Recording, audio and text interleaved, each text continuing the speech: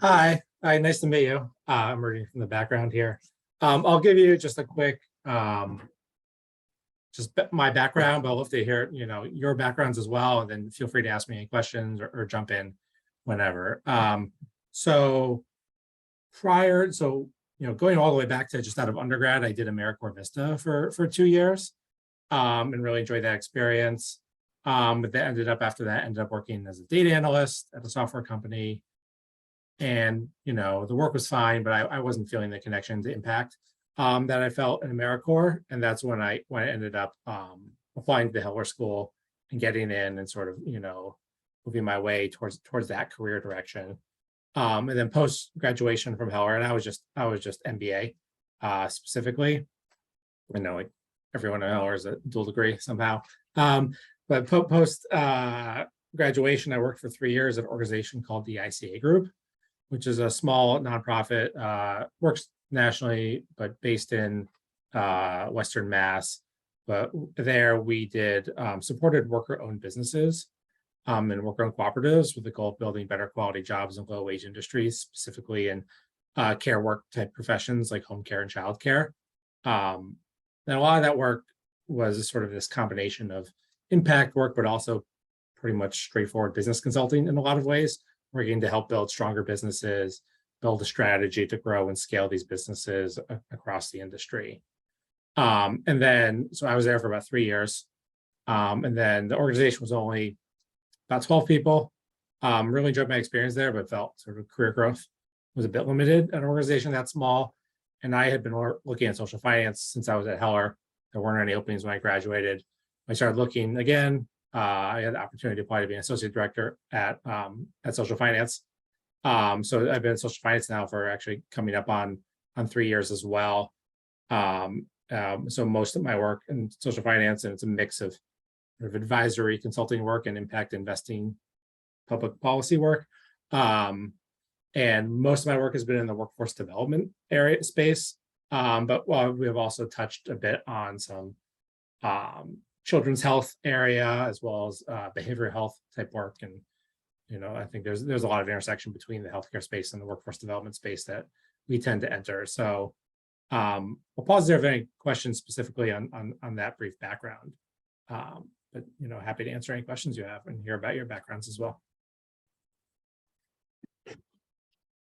I don't have any specific questions at this moment, but I will just give a short introduction. So my name is Jess. I am an MBA student, not a dual degree, similarly. I'll be graduating in December, so this is my second year at Heller. Right. I'm specifically interested in impact investing and ESG consulting. So very interested to hear a little bit more about social finance. We actually had a speaker from social finance, a couple of C-suite members last year for our distinguished management presentation, and that was one of the highlights of my first year. So very excited to just learn more about it today. Yes, I'm Aisha. I'm from Singapore, and I'm a first year MPP student. So I come from a background of legal practice in Singapore for about a decade, and then I went into nonprofit management in Singapore. We do social advocacy basically on gender related matters, and I'm currently passionate about improving employment opportunities and entrepreneurship opportunities for young girls of minority race in Singapore. So happy to hear how you do your work with respect to social impact financing. Yeah. Great. Great to hear about backgrounds. I can it's interesting because social finance does sit in the impact investing world, but it's an odd little niche that we're trying to grow. So I can go into a little bit of just our history on that. So when social finance was founded, the real impetus was the social impact bond. Like this tool that we're going to use that's going to tie payment to outcomes and really make a project almost entirely contingent, the funding, on whether or not the outcomes are achieved for whatever the project is. And with the idea of being impact investors investing in the project and only getting a return if they see results. And over time, we've really step back from focusing on the tool to focusing more on the principles and the underlying mechanics of the tool to figure out how we can have impact. There's a lot of challenges with the social impact bond. There's this gap between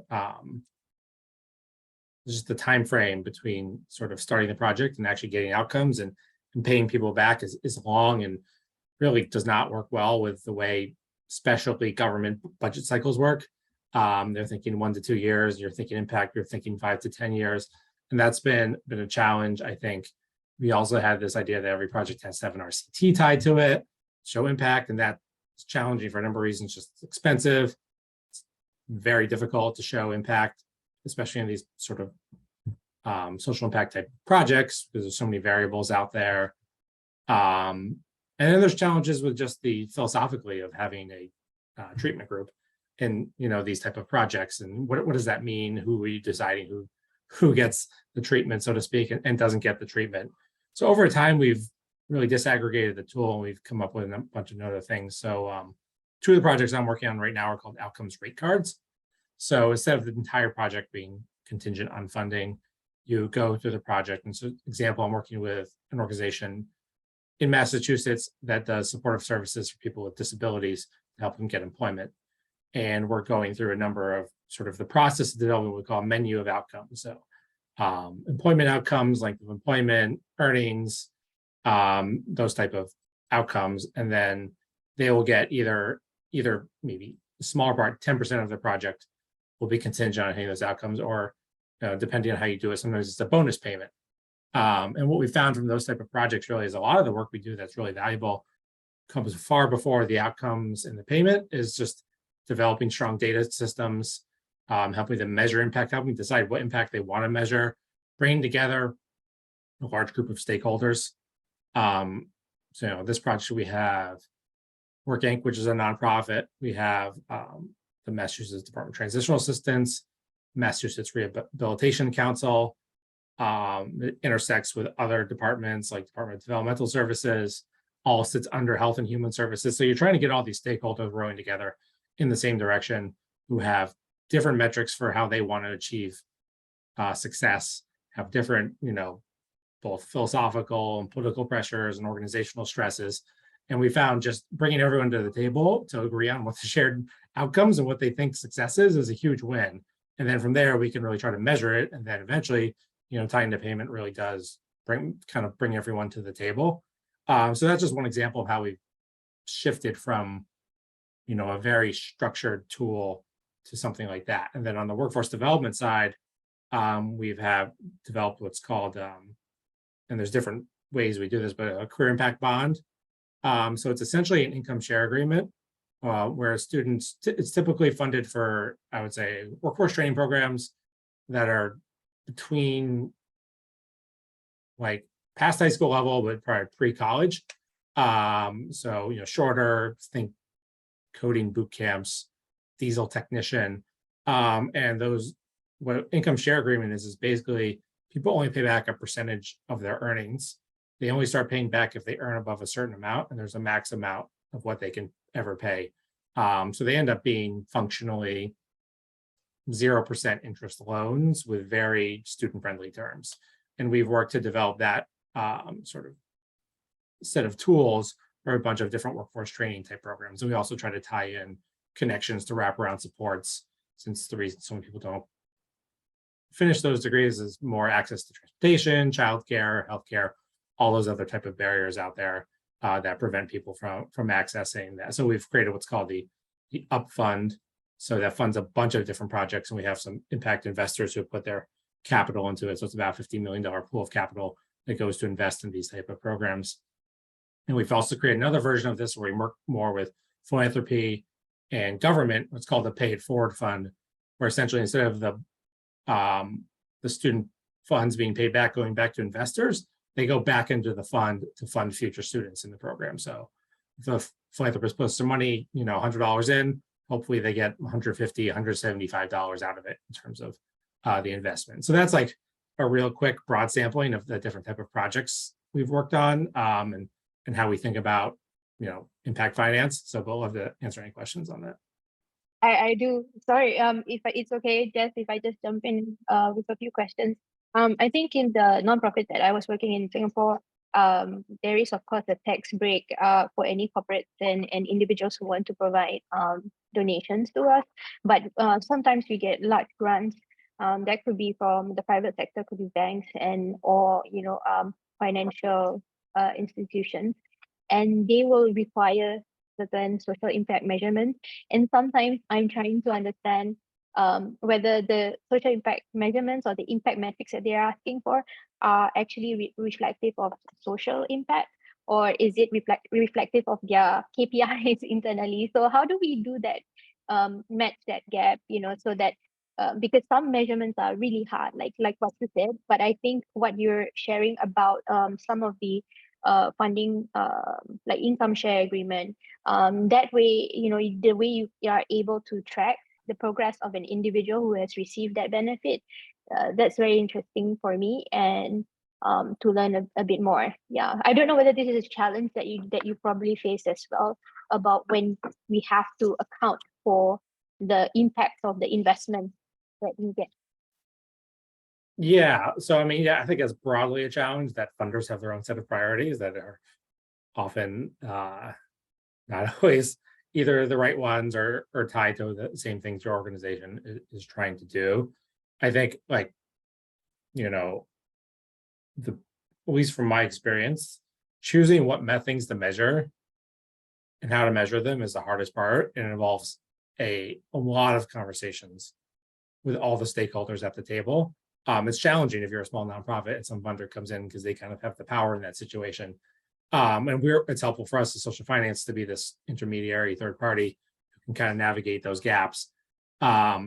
So yeah, I would say one, it's a real challenge that you're dealing with that is difficult to navigate. It'd be helpful. Do you have like an example of like what the challenge is? Yeah, we have a STEM program that's a flagship program for our nonprofit, and once we get that investment, for example, from a bank, they might say that, hey, this is going to be providing 21st century life skills for female students so that they can be supported into further education in STEM, and then subsequently to STEM profession. So there's the measurement of following a girl from the age of, say, 17 all the way up to 24, where in essence she graduates from her bachelor's degree in Singapore. So the challenges that we do have is there are many kinds of challenges on measurement. Sometimes we have the drop-off rate of a girl for what a lot of intersectional reasons why they are dropping off the program, being able to justify that. And then sometimes the impact metrics they are asking for are the number of bodies that we have who have enrolled, and the number of bodies that we have at the end of for example, it could be a 6-month program. So that's the challenge of trying to explain that maybe number of bodies may not be the best measurement of impact. It may not be a true reflection of the impact that we are making in a girl's life, for example. Yeah. Yeah, that's a really good point. I mean, I think what we try to do is we think of like the spectrum of metrics going from inputs to outputs to outcomes, right? So when they're trying to get you, well, they're actually sort of combining inputs and outcomes, right? It sounds like to a certain extent. So yeah, I mean, I think trying to like get closer to outcomes is good, but you need those interim like performance metrics to actually understand why you're getting to where you're going. Yeah, it's a real challenge because like, I mean, this is like, you're basically mirroring conversations we have all the time. And like, you talk with the provider and they'll say, well, this person can't get placed in jobs because of like X, Y, and Z, and we have no control over that. So like thinking about building metrics and tying payment to them, like you have to choose metrics that the providers on the ground have control over, right? Once you once you have that like gap there, like you're not measuring the right things, right? And so that's a real challenge, right? You're talking over a 7-year time span, right? And for young people where a lot can happen in their lives, that's a real challenge, I think. I think also, I mean, being able to come to the table with a funder with like, here's like a good set of metrics, here's what we measure, here's what we care about, and this is why we do that, I think is helpful to shift that conversation. But it can be real challenging. I mean, I know some nonprofits, they just like, here's the set of metrics that funders care about, and here's the set of metrics we care about, and they just split it. And that's not the best way to do it, but that's what funders often do. Yeah, and actually a lot of nonprofits may not have the awareness that they can actually set up or frame their own metrics and propose to the funders that this is what's important to measure and this is what in the interim we can measure, and that may be better than the number of bodies that you have to the program, because I think they're seeing it as, oh, okay, if we have like 10,000 girls versus 100 girls, I think they see bigger quantities as much more impactful. You get what I mean? Like the idea of impact is quantity instead of the quality of the impact. So that's the issue that we always have in the nonprofit space, that in Singapore anyway. Yeah, that's a really, really good point. It's like, are you going deep or are you going broad? And there's not anything wrong with either one, but that's a choice you have to make, and that's the type of program you are. And we have talk about the project in Massachusetts. We're going deep with a small group of people, whereas some of the projects I'm working on are trying to create a fund for behavioral health workers to help train them for the public workforce in San Diego County. And that one might be $100 million fund, right? So that's a very different kind of project, right? It's a very, you're not going to be able to go deep with each participant in the project. So I think really being able to articulate what the goal is and what you're trying to do, I think is really helpful as well. Thank you. Hi, is it Chico? Nice to meet you. Yeah, sorry, I came in a little late. I just couldn't find the link, but here. No problem, no problem. I was just answering some questions. I gave a little background on myself and my work at Social Finance, but also actually, do you mind sharing your background a little bit or your interests? Yeah, sure. So I am a social impact MBA candidate right now. I graduate in December, so almost done. And before this, I was working in philanthropy and kind of just came to the MBA to get a little bit more of those like skills, the hard skills, management skills. I can go back and continue this work. I'm hoping to go into, venture philanthropy or something along those lines. So yeah, I'm just trying to learn as much as possible from folks that are out in the field and, kind of like, what did it take to get out there? What was the process? And those are kind of the questions that are top of mind right now as I'm like deep into my job search. But yeah, that's a little bit about me. Yeah, for sure. I'm happy to answer any questions about like the job search process. I can sort of say, like, so like when I was in my last semester at Heller, I ended up with, my process ended up being a connection through internship I did with Boston Impact Initiative, which is a local impact investing firm. At that point, we were like 4 people around a kitchen table, but I did internship with them, and they had happened to have a connection with ICA Group, which is the first job I took out of Heller. So when I applied, I happened to tell the people in my internship at that. They're like, "Oh, we know them," and they reached out and connected, and that was, I think, really, really helpful for me. It's just those sort of informal networking and connections. Can I ask a little bit more specifically about like social finance and Sure. how one might land a role there, seeing as you do have an associate position available right now? Yeah, for sure. So I think there are a number of things to look at, to think about. We do have, and we've been trying to move away from this a little bit, but it's a bit of a consulting DNA to the organization. The founder is a consultant. So it's very much worth looking into, like, what does a case interview look like? We've moved away from that a little bit, but that is like, you're going to have, some of that, be able to like work through a problem, share your thought process out loud during an interview, be able to like explain, less about the answer and more about your thought process, and be able to come to like a good thought process is really helpful. Say like, think about like the day-to-day work we do, and it depends, but like we have, our teams are staffed with like usually a director and associate director and associate/senior associate. And then there's a VP that does oversight, but they're a very small part of the project. Most of the project work is done by associate director, which is me, and associate. And then the director kind of comes in for review and oversight and things like that. And it's going to like, I think one thing to show is your versatility. Can you both like do research and analysis? Can you communicate about that research analysis, put together good, materials? Can you talk and present in front of like a range of stakeholders who may all be different stakeholders in the same room at the same time, and be able to like, navigate some potentially tricky conversations and be able to sort of do that work. It's, that's usually the higher level you apply for, the more that navigating tricky conversations things is expected, but it's always a great thing to be able to show.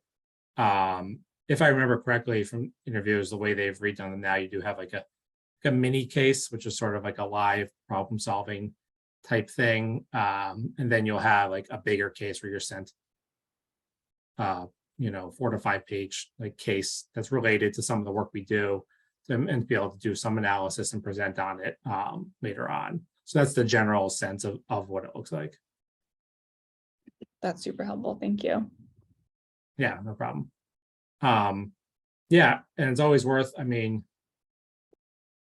just digging into the website, of course, and like seeing, we have like our comms team's done a great job of posting a bunch of examples of our work.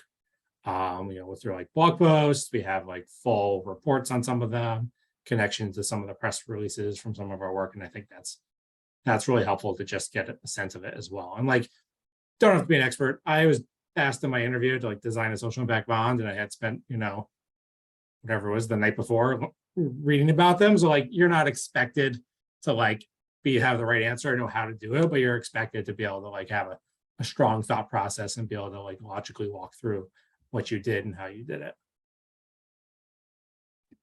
I'm trying to situate my understanding a little bit more of the organization and the work that you do. Sure. And I am just curious, what are some other organizations that you guys think of as thought partners, competitors, collaborators, however you want to think about it, but just some more similar organizations? Yeah, for sure. So I would say there's different ways to think about it. So in the direct sort of work we do in terms of like outcomes-based financing, pay for success, things like third sector capital partners is out there. They're a big one. Yep. What's the one? There's one in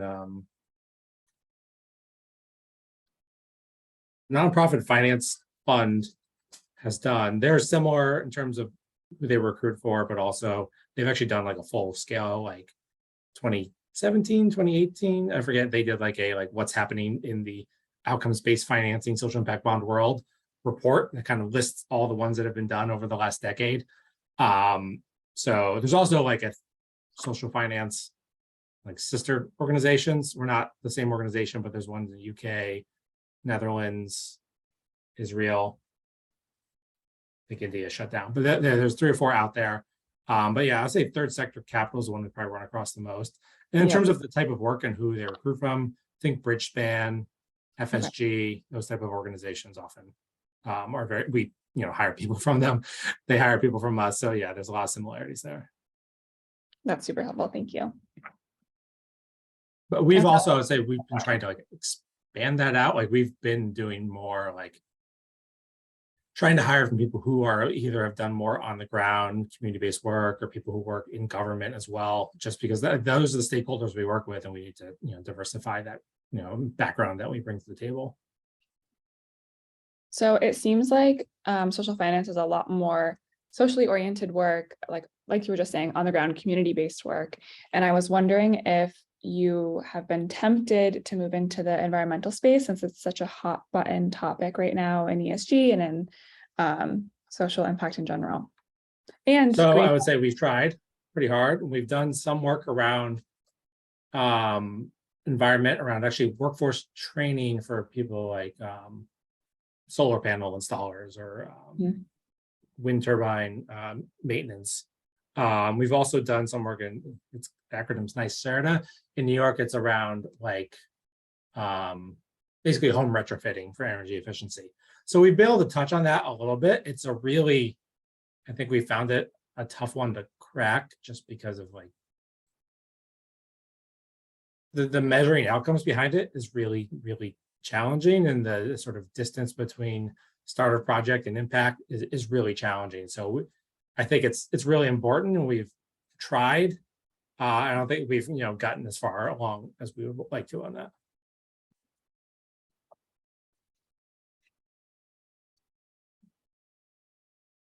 Yeah, I would say most of our work would center around what you would call like,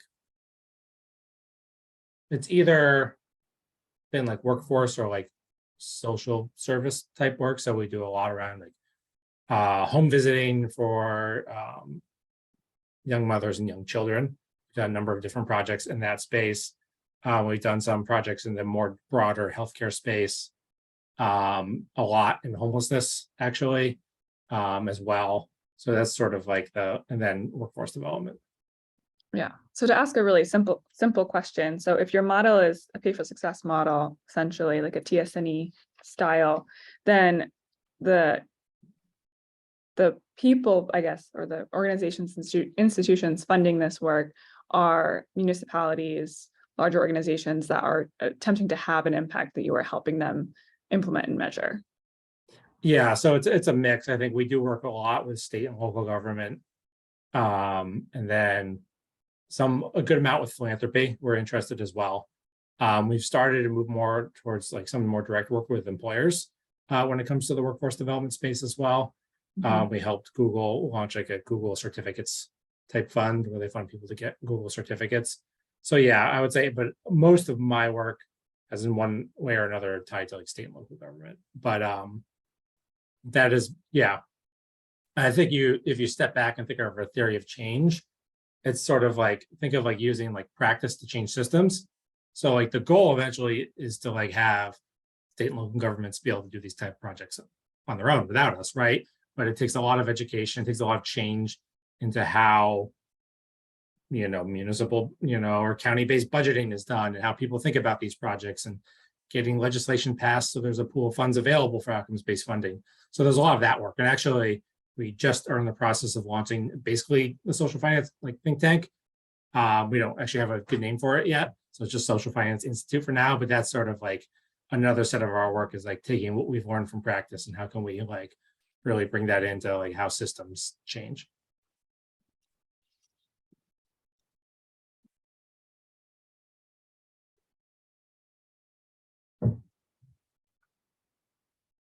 And I'll also say that if you have any other, you can ask any questions now, but also like I'm here for the rest of the fall. So you can always follow up with any questions through email or set up another call. That's awesome. I will flag also, I have a class at 12:45 that I have to walk to across campus. So I'm going to No problem. soon. But I really, really appreciate this time. Thank you so much. Yeah, of course. And I'll stick around for a couple more minutes and listen to other questions as well.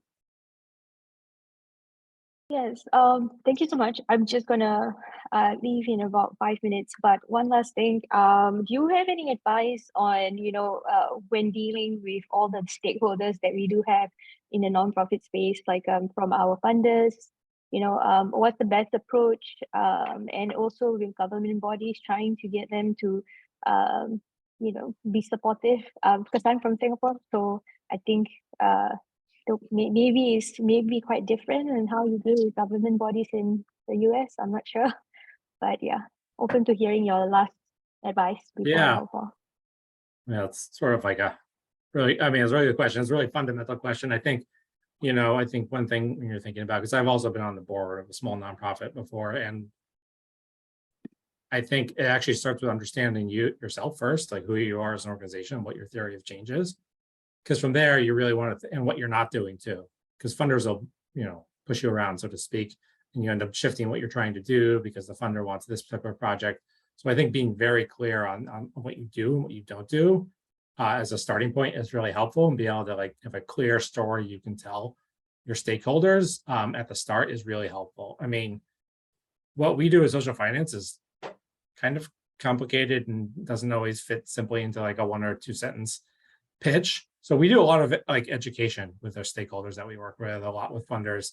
It takes time and like some patience to get people to understand our DNA and who we are. And what we found is that sometimes these projects take a long time to get started. We start talking with a stakeholder and something doesn't happen until 3-4 years later. But then once we have a champion, once we get a project launched, like in Connecticut, now we have like 4 projects and we have like really strong champions. So I think there's like an understanding of like just developing strong relationships and developing your champions for your organization within your stakeholders is really important to making sure that you can sort of manage those relationships and move things forward. Great. Thank you so much. I appreciate that advice. It's something that I'll probably share with the team back home in Singapore. But thank you so much for the time, and hopefully get to see you before you leave. All right, no problem. Thanks. Feel free to reach out. Thank you. Thank you, Jasmine, as well. Bye. Bye. Bye. So Michael, stop recording.